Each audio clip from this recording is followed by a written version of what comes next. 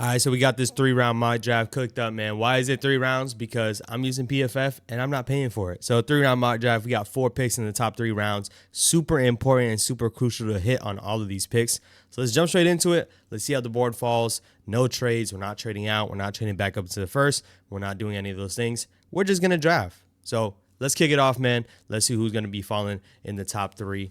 With the Titans with the number 1 overall pick, man, we already know where that's headed. It's going to be Cam Ward and Travis Hunter going 2. So that leaves us with Abdul Carter and Shedeur Sanders at number 3. Now, the fan base is completely split on this type of pick. I'm letting you know right now, my pick is going to be Abdul Carter. Let me tell you why. In my opinion, if they love Shedeur Sanders, I think they'll take him, clearly. But I don't think they do. I just don't get the sense that they love Shedeur Sanders, and I know what they've been doing all season. I know what they've been doing post-season, obviously, with the visits and bringing everybody out to his pro day and his showcase. Overall, man, I think you meet the value with the pick. Abdul Carter is a top player in this draft, and from what other people say, a blue chip prospect. You don't pass up on a blue chip prospect. The same way you don't pass up on a quarterback if you love him, but clearly, I think there's some disconnect there. There's a chance that Shedeur Sanders goes to 3, and I'm going to let you know right now, I'm not going to be the guy that's going to be upset. I'm not going to be irate. Shedeur Sanders, in my opinion, if he can be the quarterback of this team, I'm all for it, and I'm gonna be behind him regardless. But overall, there are some people that really do not like Shedeur Sanders and think it'll be a huge mistake if we take him. I don't think it would be the biggest mistake in the world. I'm just letting you know I like Abdul Carter more than I like Shedeur Sanders on this team. Yes, what are we gonna do at quarterback? This year, we would ride it out with Russell Wilson and Jameis Winston and see what happens next year in the NFL draft. Obviously, it's not the strongest suit, and it's not what you would hope for. But hey, if we all are being honest, we don't expect this regime to be here anyways. Let the new regime take their quarterback.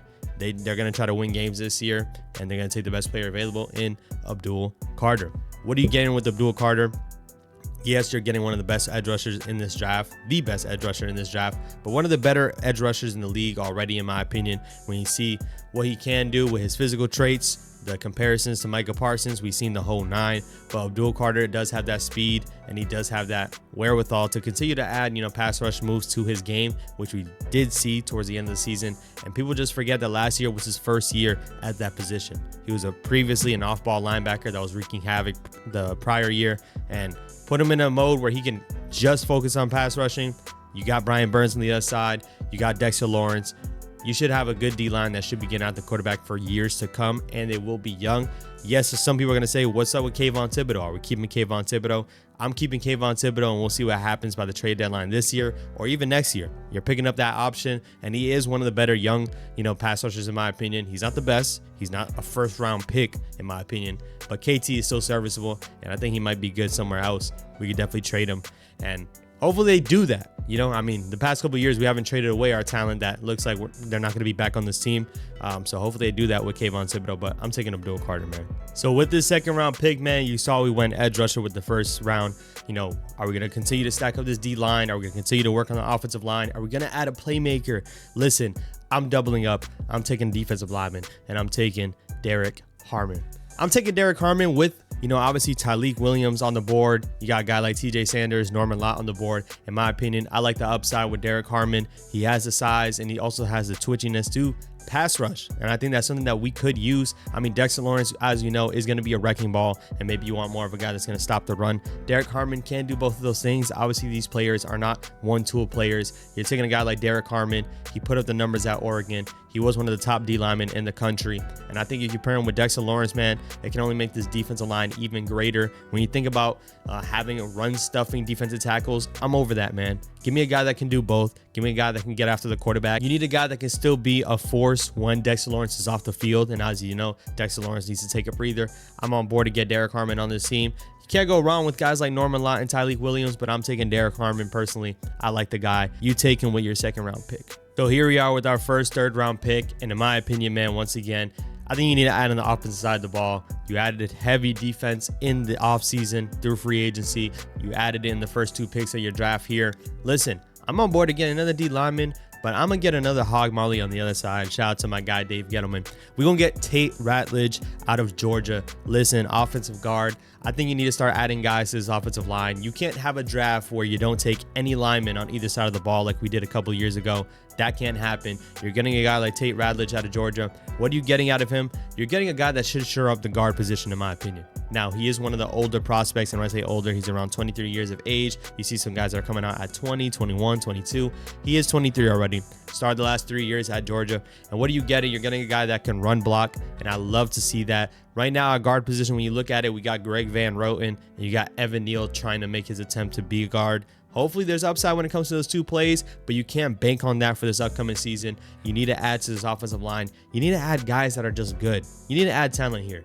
Yes, I know he's taking, and I'm talking about Joe Shane, he's taking his swings. Some of them haven't worked out. You need to continue to add guys and add talent to this room.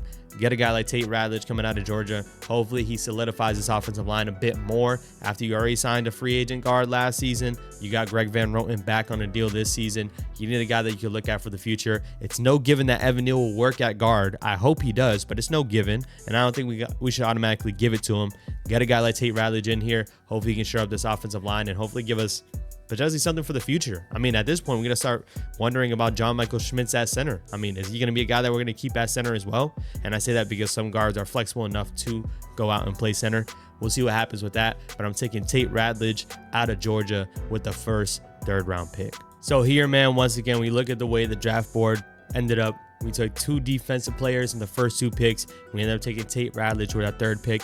And with the 4th pick in the 3rd round, 4th pick in the top 100. Listen, I want to try to add a playmaker. I want to try to add something to this offense that was one of the worst last year. You need a guy that's going to be able to take the top off or potentially manufacture some plays that doesn't have to necessarily get drawn up. I'm taking a running back with this pick, and I'm taking DJ Giddens.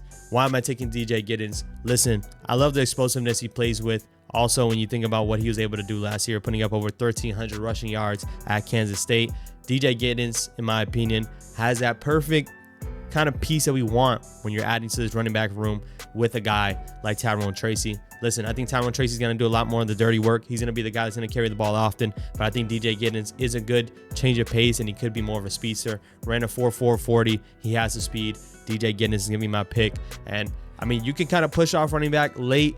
Running backs did fall pretty quickly in this class. You saw Devin Neal go a couple picks before us. RJ Harvey out of UCF. That's another guy I was kind of looking to add, kind of guys that I kind of do it all backs. But I'm taking DJ Giddens. He's going to be the backup to Tyrone Tracy. Listen, I don't care what it is with Singletary. I want to add talent to this room, and there's plenty of running backs in this draft class that you can pick up late. I'm taking one with that 2nd, 3rd round pick. Could have went wide receiver, just didn't like the wide receivers that are on the board personally. And when we think about the wide receivers we have on this room, I'm cool with waiting off a bit, trying to add a guy later in the rounds. I'm adding a running back to this room, and we should have a good running game. And hey, for everyone that wants a quarterback, man, let's get a good running game in this offense so we can pair up with a young quarterback. Not this year, but next year. We don't necessarily care about the draft grade, man, but they gave us a B+, Abdul Carter being an A, Derek Harmon with an A-, Tate Radledge with a C-, and DJ Giddens with a B-. Top 4 picks in the first 100 picks, man. Overall, the Giants need a hit on these players. Kind of added a little bit of sprinkles here and there when you think about where we needed on this team.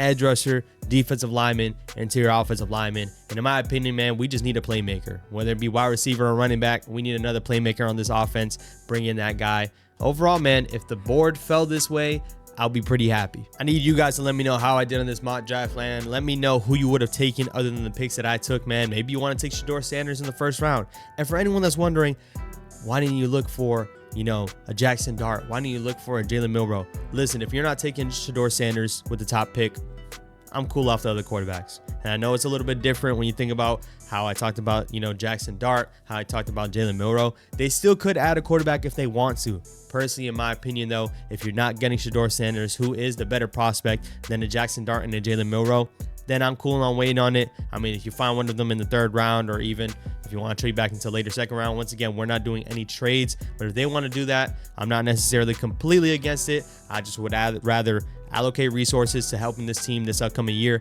That seems like the kind of trajectory they want to work with. If you're taking a guy like Abdul Carter with that first pick, listen, you're trying to win games next year. You're adding talent to this room. Let's go full steam ahead with the top players in this draft, and let's add a quarterback potentially next year. That's my take, man. I want you guys to let me know down below, what are your thoughts? Make sure you subscribe, man. Once again, we're 2 weeks away from the NFL draft, and I will be going live all 3 days. I need everybody in here to pull up on those days, and I will catch you guys on the next one. Peace.